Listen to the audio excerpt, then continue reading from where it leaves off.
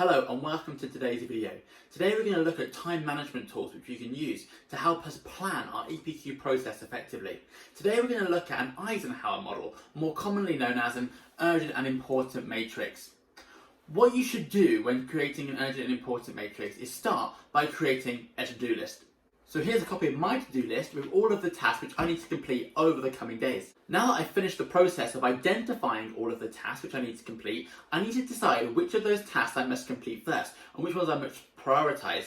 In addition, I must see if I can eliminate any unnecessary tasks on my to-do list to free up time to focus on some of the most important tasks. One model that's going to help you decide what to prioritise and therefore master your time is the urgent and important matrix.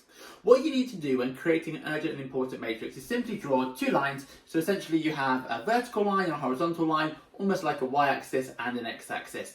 Then what you need to do is you need to put some labels around the side of your matrix. So the first thing we're going to write is urgent, and then we're going to write not urgent. So urgent above the first quadrant, not urgent above the second. Then what we're going to do is we're going to add the word or the title important, and then we're going to add not important below. And then essentially what we've done is created 4 individual boxes and 4 individual categories. So when we're actually allocating the tasks from our to-do list into the urgent and important matrix, we're trying to weigh up which tasks are urgent and important, which tasks are urgent but not important, which tasks are important but not urgent, and which tasks are not important but not urgent either. So we have important urgent, important not urgent, not important urgent, not important not urgent. So 4 individual boxes. And depending on where those tasks within our to-do list actually appear in this matrix, will actually determine what we do with that task and whether we actually proceed with doing it and prioritise it or whether we get rid of it completely. Once we've created the framework for our matrix, we can then categorise the boxes accordingly. So what we've done now is we've labelled the urgent and important box as do. What this means is that any task which you deem both urgent and important should be prioritised. You must do this task as soon as possible. If you don't do this task, if you don't complete it in an efficient manner, unfortunately you're going to have a crisis on your hands before you know it. So you really must take action today to address any item on your to-do list which actually falls into this category. You've got to prioritise this. Any task that is important but not urgent, it's important that you begin to plan. So in your EPQ process, things like the presentation, you must plan when in the academic year you're going to spend some time developing that presentation. The presentation is a really important part of the EPQ process. You can gain just as many marks from the presentation as your production log, but it's unlikely that you're going to start it in September, at the beginning of the academic year. But you need to identify when you're going to take that item off your to-do list in the coming months. The urgent and not important box is now called delegate. If there's a task which is really pressing and needs to be completed in the next couple of hours or next couple of days, but you don't actually think that it's that important, maybe get someone else to do it for you. Delegate simply means asking someone else to do that particular task for you. As a teacher, I have lots of tasks on my to-do list which fit within the whole different range of categories, but something like photocopying is obviously urgent before I go to my lessons, but it's not that important. I could probably get away with not doing my photocopying. What I could do is I could ask maybe an admin assistant or another member of my department to support me in the short run with my photocopying. If you delegate tasks for a long period of time though, you're not going to become very popular and actually people won't be willing to do things for you in the future. So it's important that you don't have too many tasks getting into that delegate stage, and you should try and embrace better time management skills to ensure that you don't suddenly have tasks which are urgent but you don't have enough time to complete them yourself.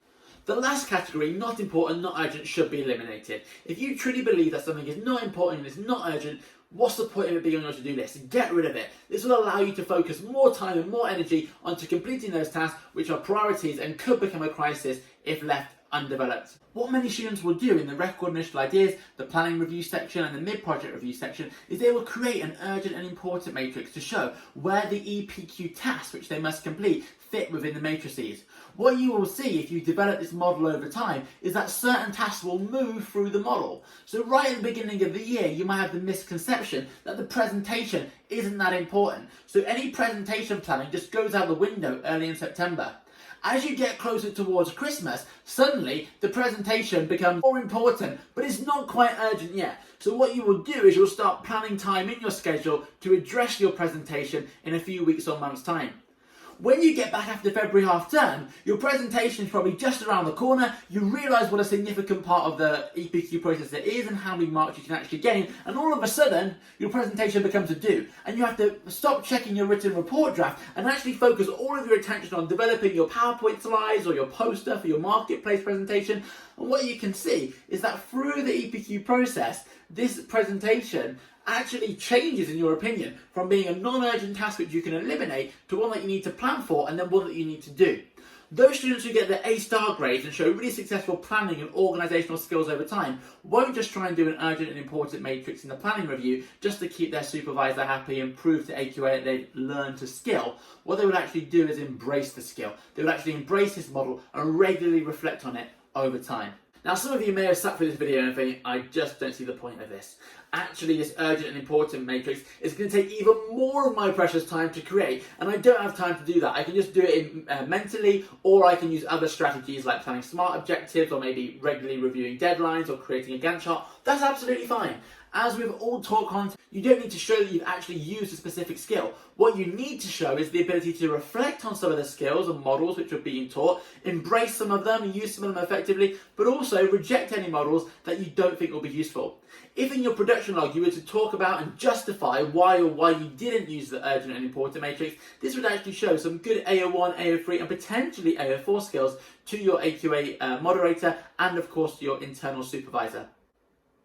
One quick note, depending on where you look, depending on which Google image you find for an urgent and important matrix, some of these categories may have slightly different titles. So you may see that urgent and important is labelled as prioritised. It doesn't really matter, they all mean exactly the same thing. The most important thing is that you use the model to help you manage your time effectively. If you have enjoyed today's video on the urgent and important matrix, why not check out more from the playlist on how to manage your time during the EPQ process more effectively. If you do have any questions about the urgent and important matrix or about how you can manage your time, then do not hesitate to leave a comment below and I will do my very best to get back to you. Best of luck with your EPQ planning process.